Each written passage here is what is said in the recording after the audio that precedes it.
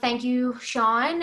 So as Sean said, Shule and I are going to be talking about teaching and research in the different graduate programs here at Syracuse. And but before we get started, what I would like to do is take a couple minutes and introduce myself, and then Shule will introduce herself. As I said, my name is Caitlin. This is my fifth year as a PhD candidate in the chemistry program. Typically, I teach either organic chemistry recitation or lab. And my research is geared towards synthesis of natural products and also new methodology, new synthetic methodology. And then I just, for fun, I threw up some pictures. There's me and my boyfriend, Steve, my two fur babies, that's Zelda and Ava. And then only 2 months ago, I became an aunt. So there's me with my little nephew, Hunter. So yeah, just a quick little tidbit about me. And this is Shule. Hi, everyone. I'm Shule, a fourth-year PhD candidate in science teaching. I'm teaching physical science, introductory, like physics and chemistry courses for non-science majors. I've been teaching that course for 3 years now at SU. And my dissertation focuses on how identity and context relate to post-secondary teaching. By identity, I mean the teacher identity and the science identity, and also the departmental context and how they impact STEM teaching in post-secondary level. And also you see some fun pictures there. Me holding the koala bear and teaching about the eucalyptus tree to students at the botanical garden. And I also have picture just next to it with the Titan arum, the largest flowering structure in the world, last year at Cornell Botanical Garden. So yeah, I love plants. So that's the fun fact about me.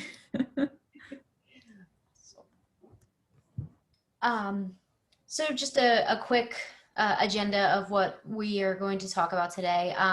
So we were going to talk about some general teaching responsibilities you may have as a TA, with more specific examples from the chemistry department, science teaching, philosophy, and also education. And then also some just general expectations, that what you should expect to be doing as a teaching assistant. And then some more general research responsibilities, again, with more examples from the same programs. And then some expectations that you may, for yourself as a research assistant. And then obviously as a graduate student, you have, two big responsibilities, right? You have teaching and you have your research. Well, how do you balance the two? And it can become difficult, and one may overpower the other at some points. And we just have some tips on how you may, that you could use on potentially balancing the two. So, okay, we can move on, I guess. I noted your questions, so we will try to answer. I think we are addressing most of them already in our presentation, but if you have questions that coming up during the presentation, please feel free to post in the chat or just turn your microphone on and then ask us. So, Caitlin, would you like to move forward? Yes. Yeah. Possibly. Okay. All right, there we go. Okay. So pretty much we just wanted to kind of talk about some general teaching assistant responsibilities that you may have, no matter what department you are in or what program you're in. And I think a lot of you have mentioned these responsibilities where, you're expected to assist the professor with maybe some coursework, whether you have to make some worksheets or help with the exams. I heard a lot of you say about your grading. I don't think we're all, I think we're all pretty familiar with the grading part. You might even have to input those grades. Some I know some programs actually require you whenever there's the exams. I know for me, our chemistry exams, we have to proctor them. Proctoring on Zoom is quite interesting, let me tell you. First time around did not go well. I think we crashed Zoom or something. We did something, I don't know. And then typically what we would do is after proctoring, we would all get together and have pizza and grade the exams. But now there's no pizza and we don't get together. So it's kind of depressing. And then I know also some of you talked about responding to student emails, especially right around finals, midterms. Those emails just seem to never stop. So we know. And also hold office hours and or recitations. But one thing that no one really talked about, and I think it's kind of understood, but believe it or not, there are some people that don't understand this. You need to know the course material, right? If you're going to teach it, you need to know it. And I think that's one that kind of gets overlooked. But Shule, anything to add?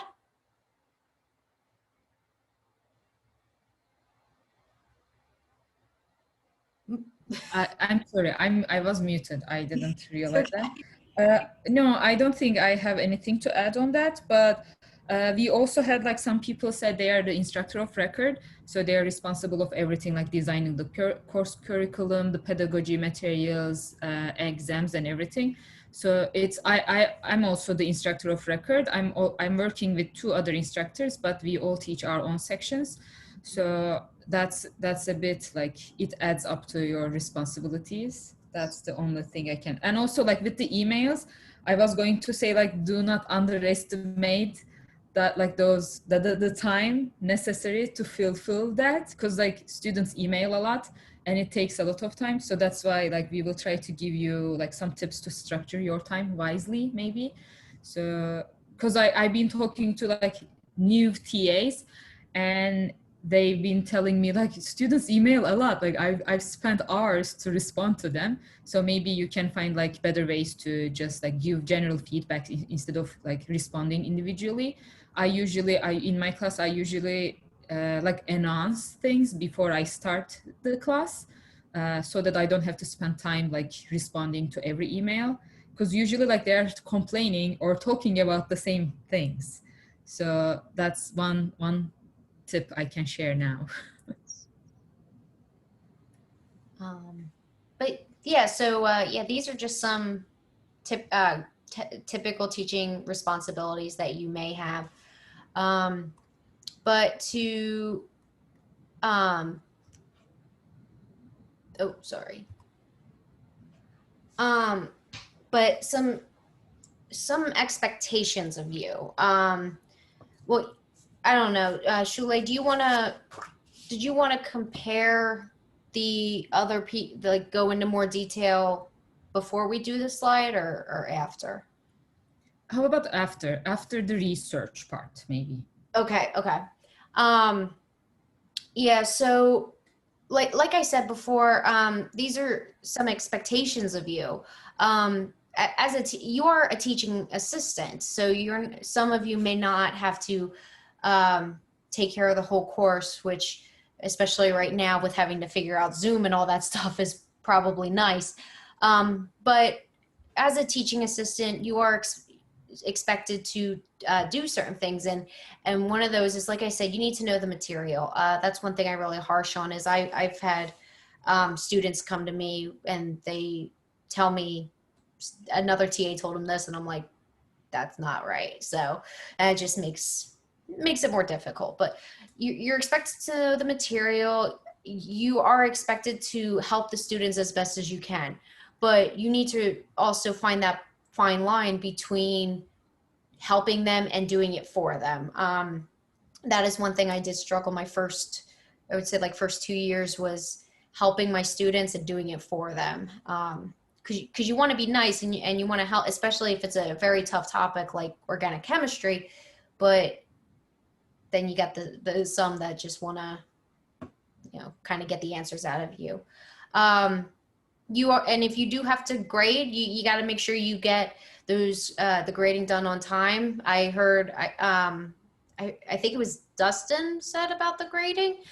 He was grading late last night. Um, so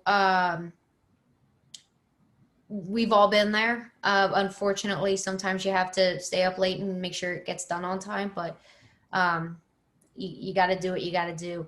But another thing is you need to be able to communicate with your supervisor or instructor, especially if there's something, if students are coming to you and complaining about something, or if students are really struggling with the material, or if one student in particular is a problem.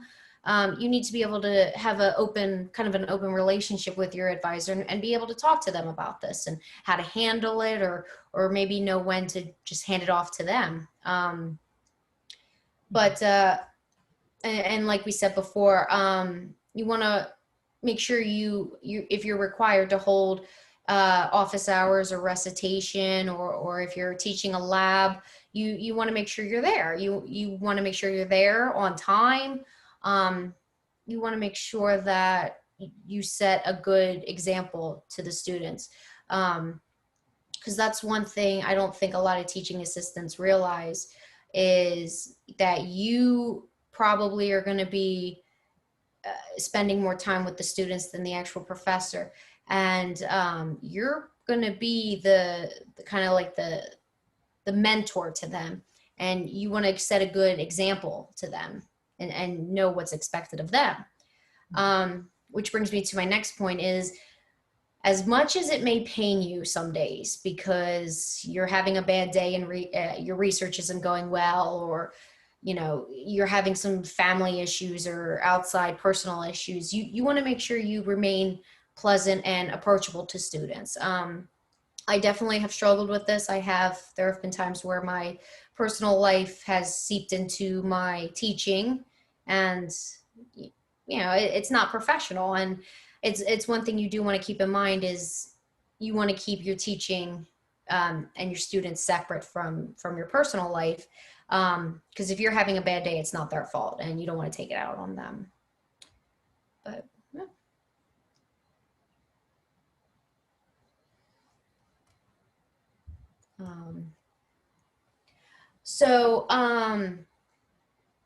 As far as research research responsibilities, some of these are kind of, givens. You probably expected that, but somewhere along the lines, you need to perform some experiments and collect data. That is what research is.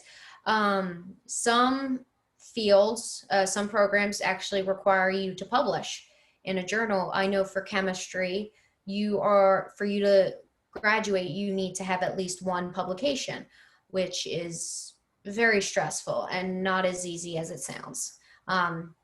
One publication does not seem like a lot, but in the world of chemistry, it is, because I can't get one for the life of me. And also, you might, depending on your program, you might be required to attend conferences. I know for chemistry, we're not required to, but it is definitely it is suggested that you do. You want to get out there, you want to network, you want to see what else is going out there in your field, in the world besides Syracuse, because there is research going outside of Syracuse. And even instead of just attending the conference, you might also be asked to give a talk or a poster on your research. Twice a year we have the American Chemical Society. We have a fall and a spring conference, so we try to do those as much as we can once we have something that we could actually make a poster about. Unfortunately, COVID has not made that easy, but and then you also, I think most programs, if not all programs, require you to write some sort of dissertation or proposal, thesis on the research that you've done. And You might even have to stand in front of your committee and defend it and give a, an hour presentation on it. I know some programs might be a little more laid back than others. Some might just want the thesis, and you don't have to stand. I wish chemistry was like that, because I would love not to have to stand in front of my committee. I know there might be some sort of qualifying exam that you might have to pass. For me, my first year, I had to pass 3 out of 4 breath exams, which each one was on the main topic of chemistry. There was organic, physical, and you had to pass 3 out of the 4, and if you didn't, you were out. So no stress there, whatsoever. You might have to prepare progress reports. I know I have a yearly report every year. And this, some of you, depending on your research, you might have, depending on your program, you might have undergrads that are interested in doing the research or are required to do a certain amount of research to graduate with their bachelor's. So you might have to supervise some undergraduate students. I've had to do that a couple times. It definitely takes away from your research, but I know most undergrads are very, very thankful for the help and the experience. So that can be rewarding, although you may feel like it's pulling away from you and keeping and like holding you back from getting your research done quicker, but I think it's definitely worth it. So if you ever do get the chance to supervise an undergrad, I would highly encourage it, because it makes it worth it. It does, especially when they really put in the effort and you get to see them grow and become like professional researchers. Can I add a few things, Caitlin? Absolutely. So Caitlin talked about the publication requirement in chemistry department. So I don't know how it works for every department, but in my department, for example, there are not set formal rules, written rules somewhere, but there are some informal expectations as a graduate researcher, doctoral researcher. So in science teaching, so even though it is not mandatory, I've been attending conferences and giving presentations, and I'm doing my dissertation in a publication style. I still don't know what it is called exactly, but it's a set of manuscripts. So I will be writing 3 manuscripts, for example, and compile them. So it will be my dissertation. Still don't know what it is called. It's dissertation by publication or something like that. So I recommend you to figure out how those things work, because some department, they don't allow you to do that. They want you to write the whole dissertation. So you might want to talk to your supervisor to learn about that. And also about the qualifying exams, that also changes depending on your department. I know some departments, they are giving written exams. You have to complete in a certain time period, or in my department, I was supposed to write problem statements, 4 problem statements. Then the faculty ranks them, and I'm writing literature reviews or publishable papers on them, giving presentations, and on top of that, an oral exam at the end. So those kind of things. And also maybe your contract is a TA contract, but you're also working in a research project. I did that in the past. I was teaching, and at the same time I was working for an NSF project. So I had to prepare reports every week and show that to the PI, principal investigator, and then also collect data about that. So if you are part of those kind of research teams, it's easy for you to publish and have publications. I think Darren asked about how many publications you need before you graduate. So it depends on your department. I know some people, I have friends from sociology department, and they usually don't have one before they graduate, because they are kind of on their own, and also like they don't have lab groups or like research teams to publish. So it depends on your group. So maybe to do that, to have some publications, you can form your own writing or like support groups that would also work within your departments, or like interdisciplinary groups. So yeah, I think that's all for now. I did want to talk about, so I did interview two other TMs that Rose, she's from the philosophy program, and she actually I asked her what is her publication responsibilities. I found this very interesting. They are not, they don't have to publish. It is what did she, I think she said like she's left. It is oh, like up to them. yes, yes, there it is. Yeah, so they're not required to publish, but it is encouraged. She did explain that it's kind of hard to find a job without a publication, but for her to graduate, she doesn't need one, and I thought that was very interesting. But and then Meg.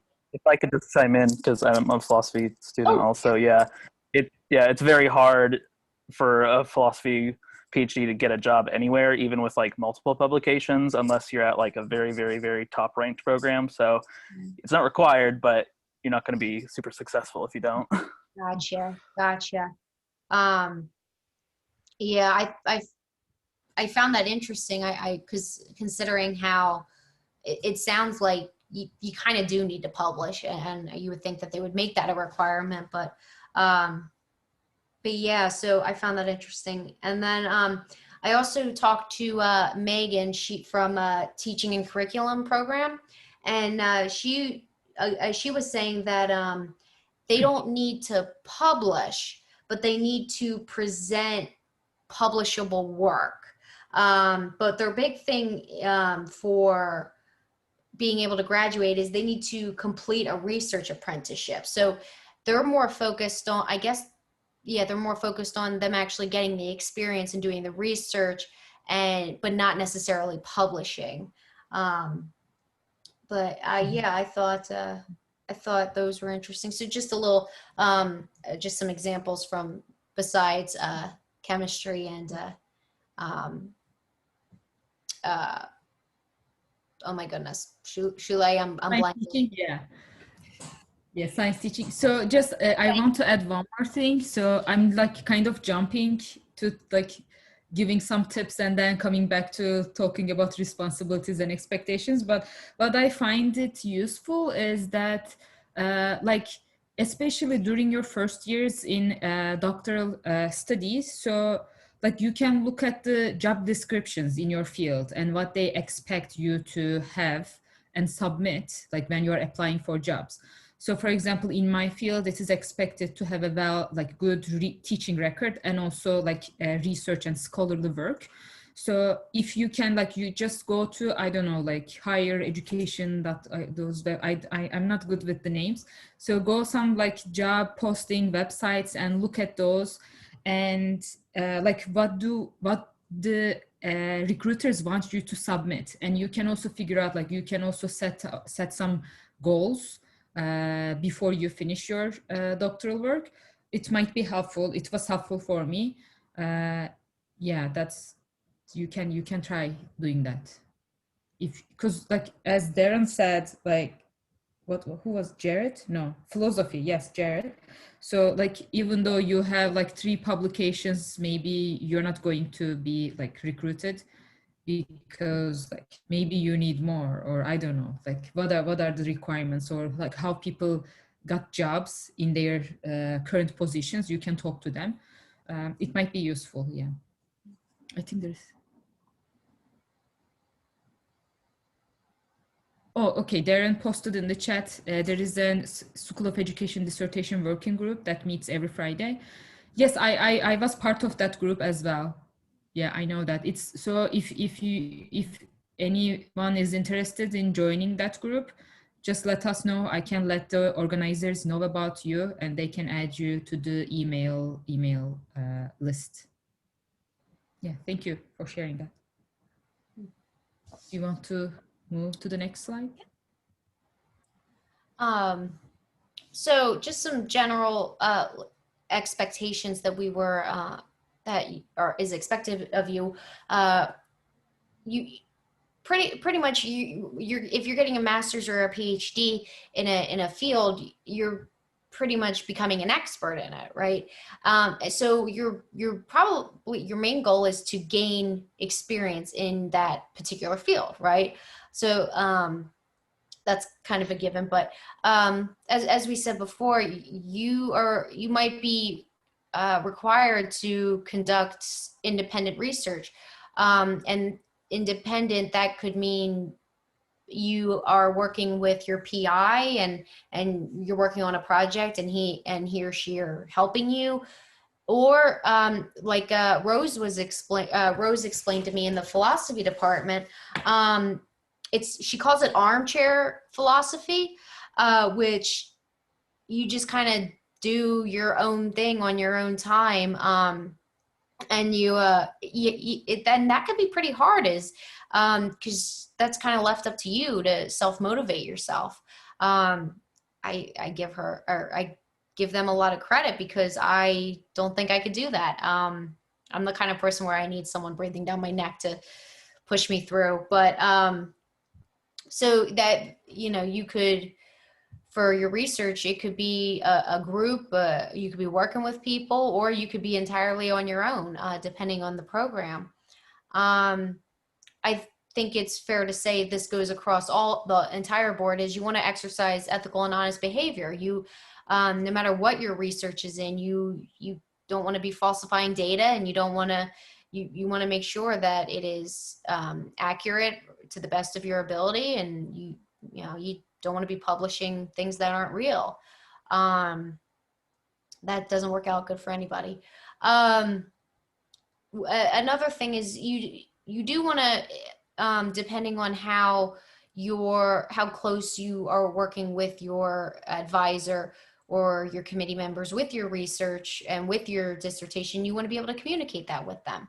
I know for me, every other week I meet with my PI and we discuss what reactions I ran and how the project is going and what's working, what's not working, and other things to try. I'm also required to meet with my committee members once a year. I wouldn't say meet with them. I am required to hand in an annual report and say, hey, this is what I've been doing, and make sure that I'm progressing. But I guess, and some programs may not have that. You may not meet your committee members until you actually want to defend. You may not really work close with your advisor, because Rose was explaining that that they're kind of on their own, so they don't really communicate with their advisor too much.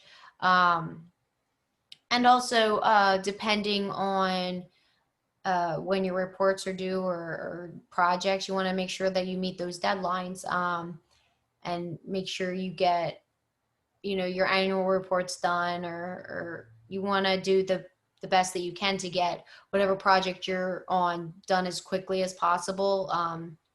For some of you, you might know this, that research is impossible to plan out because it doesn't go according to plan whatsoever. But you want to do your best to adjust accordingly and be able to try to meet those deadlines.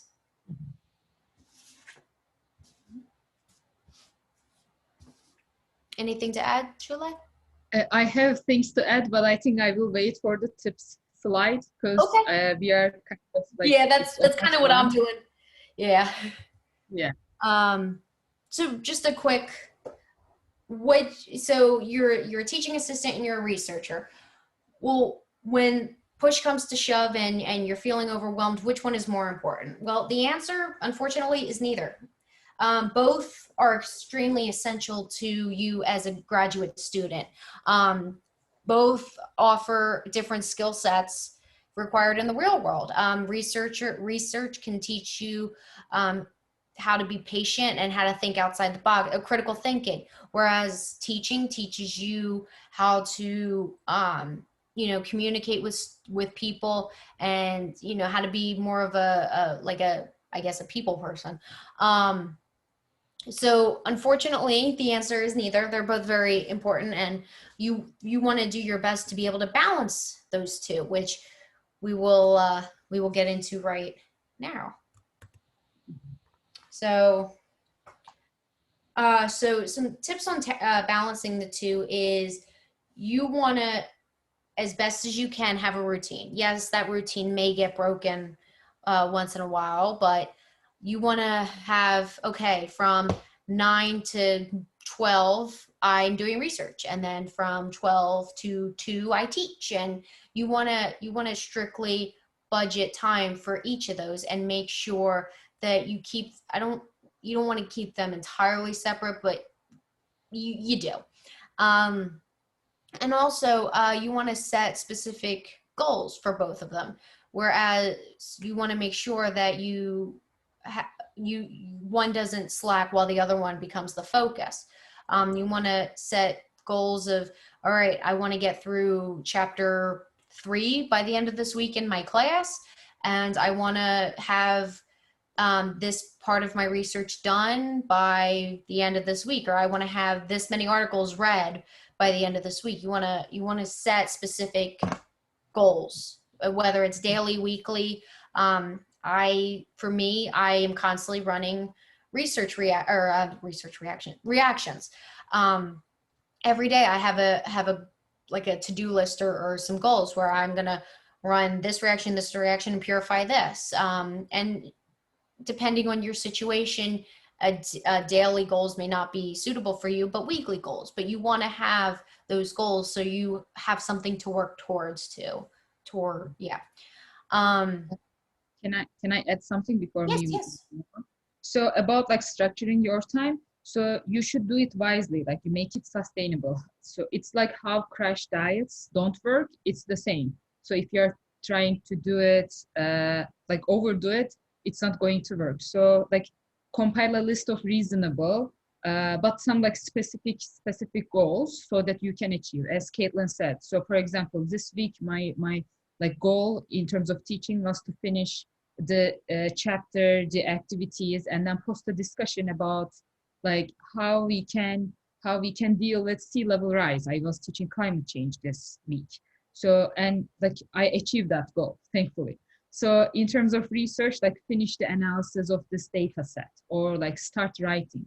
And especially about like setting specific teaching and research goals and like budgeting your time for those, it's really important. For example, for how that works for me, so I'm teaching on Tuesdays and Thursdays. So I allocate my mornings on Tuesdays and Thursdays for like teaching preparation. But on Wednesdays and Fridays, those are my writing and like research days. So when I was a TA, it was my first semester, and I didn't do that, and I regret. So I gave like everything to my teaching. So don't do that. So it will actually affect the quality of your work and also your teaching. So try to have like realistic goals and set up times, maybe like with the time management skills here, like time chunking. That like what I'm doing is time chunking. So I'm allocating certain days for teaching and certain days for research. You can also try doing that as well. Or like you can like compile the similar work in one day, like responding to emails or like data entry. I don't know. Or like you need to clean your apartment and you need to go to grocery shopping. You can like spend certain days to do that. That would also work. So Caitlin? Yeah, so going off of kind of the time management skills is, yeah, you want to make sure that you set aside certain times or days, however you want to do it, for each of your activities, but also make sure that you incorporate some time for yourself. As Shule said, you do have responsibilities such as going to the grocery store, cooking, cleaning, whatever. take the weekend, make the weekend yours, and don't feel obligated to answer emails on the weekend, or if you're doing research, or if you're out with your friends, whatever you're doing, and all of a sudden your phone dings and it's an email from a student. Don't drop what you're doing right then and there to respond back, because not only is that taking away from you, and kind of wearing yourself out, but also then the students will expect that of you, and then they get annoyed that you don't respond right away. But definitely you want to make sure that you manage your or use time management skills to be able to balance the two. Yeah. So can I add just one small thing there? So like the establishing those boundaries are really important. Like all these things look really straightforward, but you need to like actually develop some skills to do that, because sometimes it's really like you have to firmly stick to your agenda. And if you don't want to like respond to your students' emails after work hours, don't do that, and they will understand it. So like students email at 3 a.m. So I mean, sometimes I'm awake, but I'm not going to respond, okay? So, or like in the weekends, as Caitlin said. So establishing those boundaries is important, because you also like want to spend time on yourself, on your like self-care, and also your research, your other responsibilities as well. So, and like, as you gain more skill, like managing your time better, then you can let that commitment, like those boundaries, to fluctuate a little bit. So that you will learn how to manage that better, because like at the end you will have some routine, and that will help. So like having routines, I think it's really important. I would second that. Have a routine. I think that's what keeps me sane, to be honest with you.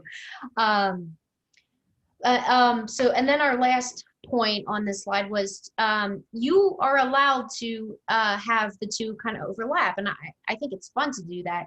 Is if you're giving lectures, or incorporate your research. So for me, I have organic chemistry recitations, and then my research is in organic chemistry. So when we get to a specific topic, and they're learning a new reaction, and it's a reaction I ran a couple times, I'll tell them, hey, this may look great on paper, and on paper it works all the time, but let me tell you, it doesn't work. And I incorporate my research into the material that they're learning, and just kind of, bring some I guess like 3D to it, where it's not just in a textbook. It actually it is, can happen outside of the textbook, or outside of just learning about it, and it can actually be fun. So definitely, if the opportunity presents itself, let the over two laugh. I think students enjoy that. Yeah.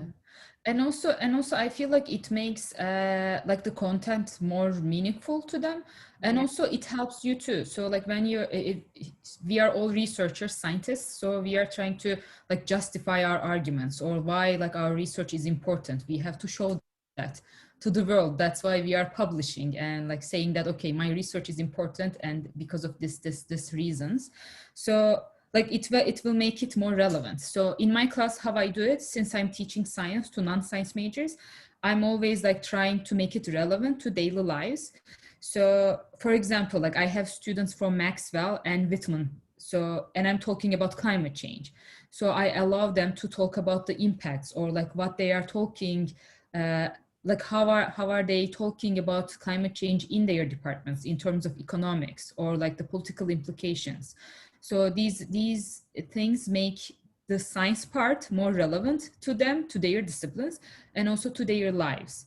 So, or like even with chemical reactions, I was teaching chemistry last year, and like when it comes to chemical reactions, I like created the case study about water crisis, like in Syracuse or like in Flint, Michigan, so that it will make more sense. And it is also like environmental justice issue, so that everyone has something to say about that. So it will make more meaningful, relevant, like situating your work into those like bigger contexts will help you to like engage your students more. And also like since my like second line of my research is about like socially relevant scientific issues, that also motivates me to like develop, to design learning materials for students, and also like a bit incorporate my research into teaching. So yeah, definitely be shameless in bringing your research into your teaching. Be proud. Yeah.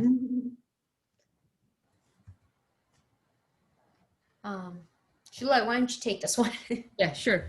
So the first one is seek advice. Yeah, definitely. Like talk to your colleagues in the department and your supervisor. Ask them how you can manage teaching and research at the same time. Maybe you can like schedule weekly, bi-weekly meetings with them that will hold you accountable, so that you can like get some things done. And also don't reinvent the wheel. Like if this is for your first time teaching, there is always someone who taught that class before you. So talk to them, ask them, or like reach out to your professors in your previous institution, or like people in your department who already taught this class before. So ask them to give their materials or like share their work with you, so that you can build on top of that. And also like when you are teaching, don't try to explain everything, since we are teaching like adults, we are in a higher education level. So like your class time should be spent guiding students and like creating opportunities for them to explore the concepts on their own, because they can just Google what inertia is. I don't want to give the definitions only, but I want them to explore, like, I don't know, like do some kind of experiments in class. So don't present or just lay out all the explanations. Let them like explore. But you should, of course, to do that, you need to spend some time to like designing those materials. But it might take some time before, but in the future it will help you. And also, I think this is one of the most important things for me. Like you learn to compromise, learn to say no, because we always have a long list of things that we want to do, but we won't have time to do. So we have to learn how to say no. So like in my first semester teaching, I was scheduling meetings with students individually and like always letting them to come my office and talk about their questions, or like give recommendations to them, like how to learn the material better. So I stopped doing that. So we should learn how to say no. Or like I'm a social person, so I socialize a lot, sometimes more than I need to. So I had to learn to say no. That's also important. And avoid 3 P's here: procrastination, perfection, and paralysis. So especially about the perfection, like done, what was the saying? Done dissertation is better than what, something like that. What was it? Is it a done one is better than a perfect one, or Yeah. something like that? Yeah, Yes, something like that. So just try to have routines, try to write every day. So for example, what I recently started doing, I was involved in like faculty diversity organization, something like that. So they emailed about this 14-day challenge, and it will start on Monday. So every day at 4 p.m. So I have to sit down and write for like half an hour.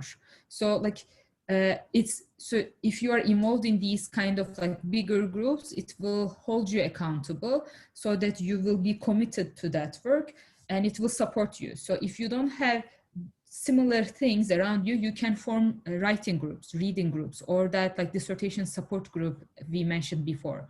So it will like support you. Peer group, I think peer pressure is really like working for me. So like having those groups is important. For example, when I was taking my qualifying exams, I didn't have weekly meetings in my department, lab meetings or like research group meetings. So I started STEM Ladies Writing Group. So like people in STEM disciplines, like 4, 5 of us were coming together on every Friday afternoon, and we were like sitting down and writing and sharing our work with each other and giving feedback to each other. So that worked for me. You can also try that. And lastly, this is maybe the most important one: treat yourself, budget time for yourself too. So you know yourself better, and you should try to figure out what works best for you. For example, for me, like taking a walk outside, that or going for a hike, that works best for me. It also clears my mind, and I'm also teaching about research as I'm walking, but it works for me. So like you can find, I don't know, like other strategies that works for you. Kathleen, do you want to add something here? Yeah, I just want to, I really want to emphasize the learn to say no. My first couple years here, I still struggle with it sometimes, but you, you're not a horrible person, and you're not a mean TA if you say no.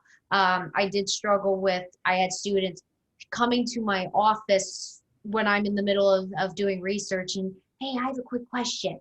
And I would let it go, and it became overwhelming. And you just gotta say, hey, and be nice about it. But you know, my office hours are there for a reason. You can't just stop by.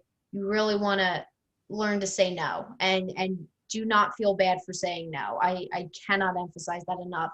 Um, Also, I want to really emphasize the perfection. Um, I have spent many hours trying to make the perfect poster or write or make the perfect PowerPoint, and there is no such thing. And really, you're wearing yourself out, and you're taking away from other things that you could be doing. But you do want to put some effort into it. You want to make it presentable, but you're going to have a typo. You're going to have a structure drawn wrong, and you need to not, and like Shule said, a done dissertation is better than a perfect one. You do your best, but we all know that we're not perfect, and there's going to be mistakes, and just learn to deal with it. That was one of my biggest problems, because I am a perfectionist, and I had to let it go. So some great tips there. Yeah. Um, So do you want to move to the next one? Okay. Yep. So what we want to do here now, let's a bit like try this. So we want you to like, maybe let's think about the month November. So we will try to like budget time and set some research and teaching goals for the November. And also we want you to think about ways to incorporate your research in teaching.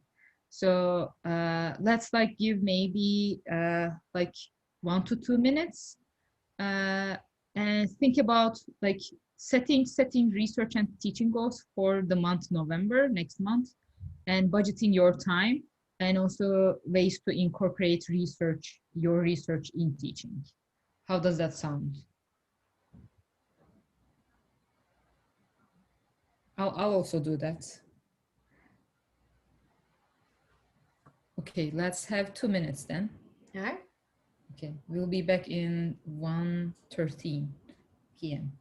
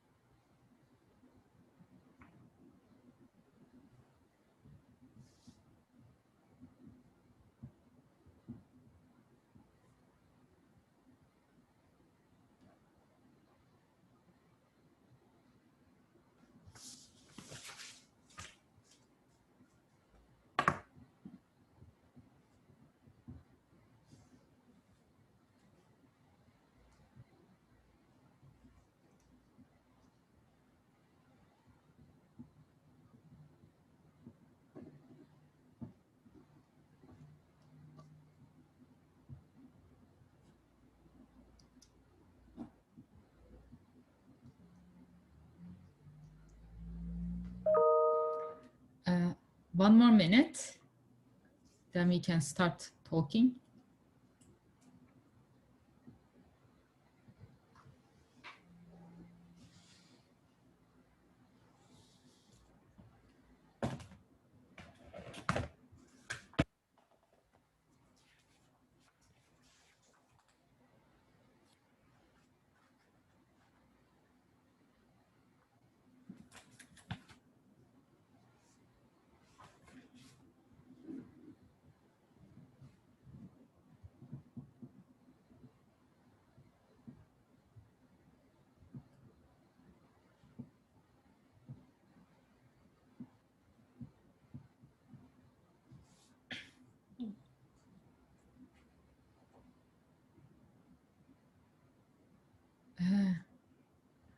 Let's come back together.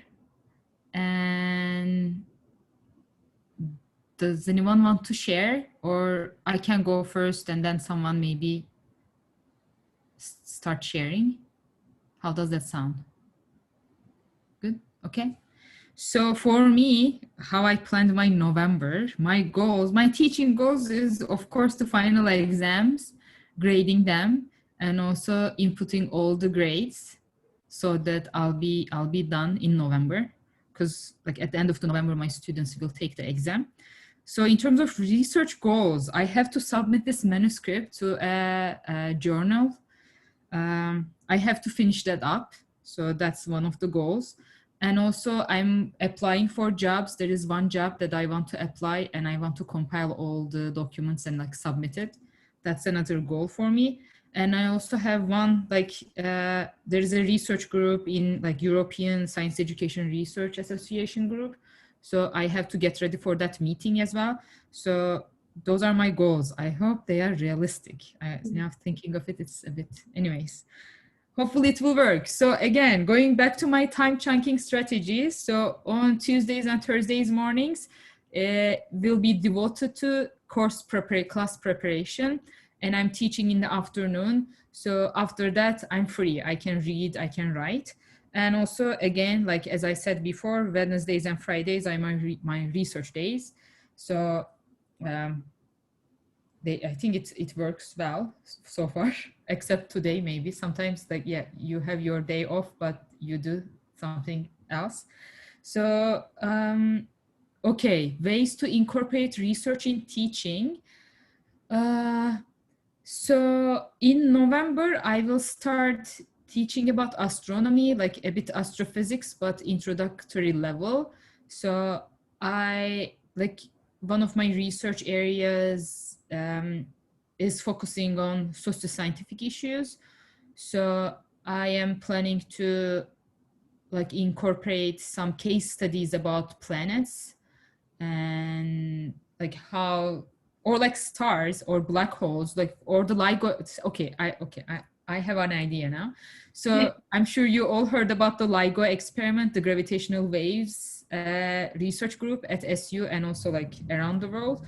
So I think I will like design a case study about that to make it more relevant, because it is also happening at SU, and see how it affects like the research groups at SU and also the bigger research group, the LIGO group. So yeah, I think that's all. So who wants to share their goals and how did they budget their time, and also ways to incorporate research into teaching? Anybody? Yeah, I can go ahead. I struggled the most with number 3, so if anyone has any suggestions on that, that would be great. But my teaching goals for the semester, I want to work on gathering the materials for my teaching portfolio, as well as like the standard TA duties, just keeping up with grading, tracking attendance, that type of thing. For my research goal, I want to get a manuscript submitted this semester as well. I need to get the word count down, and I think I should probably ask some other people to read it and revise my citations. Definitely. And then this is, I don't know if I can share this in the chat. Let's see. I Yeah, I don't think it's gonna let me share. But I have a weekly schedule, just like split up by morning and afternoon for like, you know, what time is spent on teaching and everything. And I did that at the beginning of the semester. Awesome. Thank you. Yeah. Anybody else? I think we can like maybe hear from one more person. I can share. Thank you, Miriam. Yeah, I don't want to share like my timing, like exactly what the timing will look like, but I know I'll get days. I have days that I'll put aside for this. But basically for my November, it's just like my November at a glance. I have 3 goals. One is to grade, then finish up with everything to do with finals. Maybe prepare the final project for my students and all that. And then 2, I intend to edit and kind of do maybe some panel beating to my literature review, because starting next week, this month, I'm going to join the faculty. There's a team that I joined, the SU subscribed for it, where they're going to have a 14-day writing challenge. So we are starting next week. So I'm going to be part of that to do my writing on a daily basis. So I intend to kind of edit this writing in November. And then thirdly, the last goal is to prepare for, we have a research, kind of research showcase at the end. So I'll be preparing for this, but of course to all come from my literature review. Yeah. Yeah. I'll be participating to that 14-day challenge too. I think it's going to work. Oh, okay. I think it's going to work. Okay, yeah. So let's go for it next week. Yeah. So I've been looking through the questions you raised at the beginning. So we kind of like answered most of them. But Dustin asked about like, how do we time when everything else seems urgent? So I don't know, does anyone have something to say about that? So sometimes like some things are really urgent, we have to get them done, but also there are some like more important things. So anybody else, any recommendations?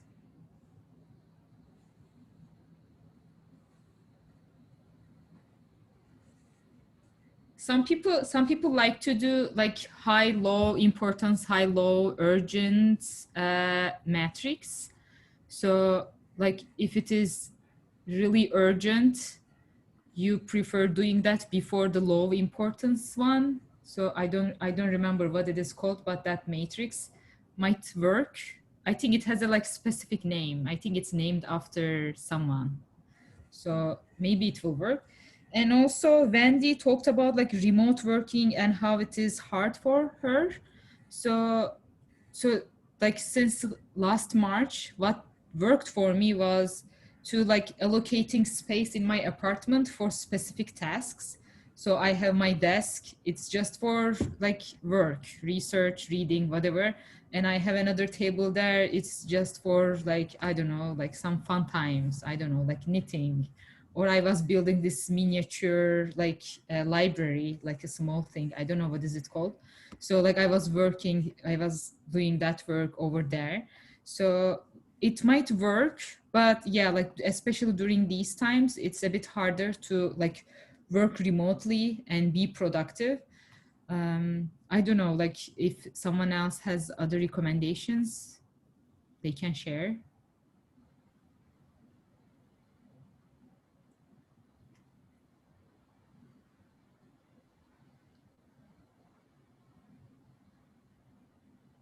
If not, I think we can take the questions, maybe, if you have more questions.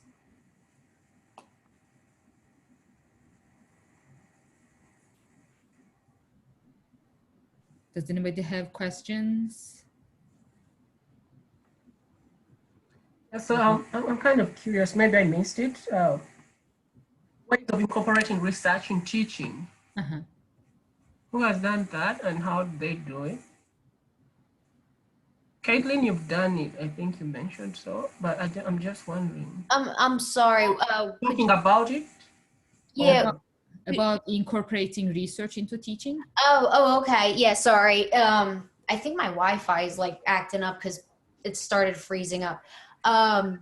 So incorporating research into teaching. So for me, I kind of wonder if I have a bit of an advantage because I am teaching. What I'm teaching is the same topic that I'm actually doing research in for organic chemistry. And what I usually do is, depending on what we're talking about, for example, if we're talking about different reactions for different organic compounds, if it's a reaction that I have personally done in the lab, I will tell my students that and tell them, hey, I ran this reaction myself and it's kind of like this. And sometimes I'll show them videos because obviously I can't show them the research in the classroom. But I think another thing is videos. Depending on the research, just throwing in a video of something that you've done or something that is relating to the topic, just to show them that there is some there's importance behind it and they can relate to it. Yeah, I kind of just if it's something that I've personally done, I'll bring it up, be like, hey, this reaction is called so and so, and it's actually a lot of fun to do, and it works really well, or hey, this reaction goes really fast, but it doesn't work very well, and give them my own personal experience on it. Okay.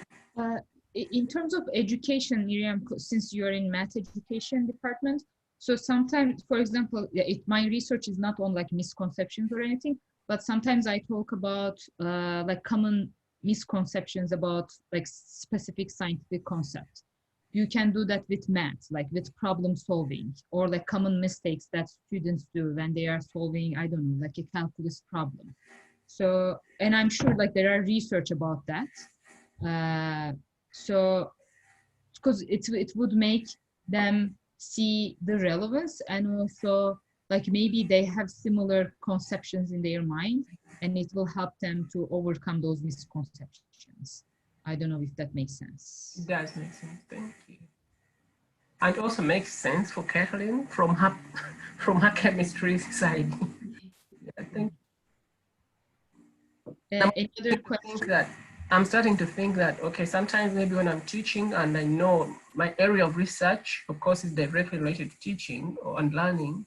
So perhaps I can just find ways of just telling them, okay, I'm working on ABCD, and I'm hoping that this will help maybe teachers in future to do ABCD, things like that.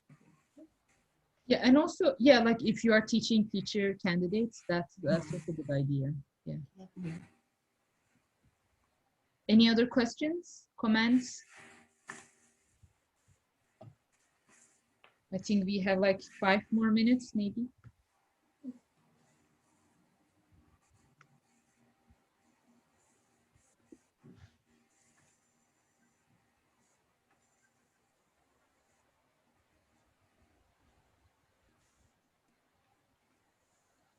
Being comfortable with silence was really hard for me in my first years of teaching, but I'm super comfortable now, so I can't wait. I'm still working on the comfortable. I'm definitely more comfortable than when I started, but there's that okay, when is it too long?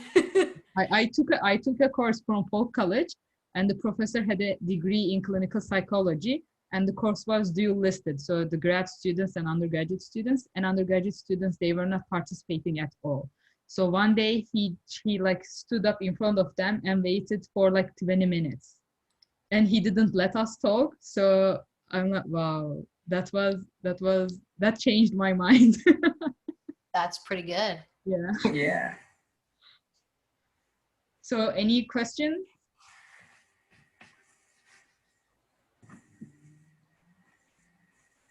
Before we end? Okay, so thank you so much all for participating. hope this was helpful for you. And if you have more questions or you want to reach out to us, you can see our email addresses on the bottom. And also we have some people to thank. Yes, I just wanted to throw out a quick thank you to both Rose and Megan, who took the time to answer some questions that I had for them, just to get some insight on other programs. So I would like to thank them for that. And I also want to thank Sean for putting this together. And so thank you. Well, I want to thank you for agreeing to do it. Oh, it was great. It was a lot of fun. I hope that all of you found some of the discussion and the tips to be useful. And if you ever want to continue talking about time management or even self-care, all of the things that go into being a TA, we could certainly continue the discussion some other time. It's very important. Absolutely. Well, thank you all for attending. And unless there are any other questions, I think we'll leave it there. So take care, everyone. Thank you. Bye. Thank you guys for presenting. Thank you.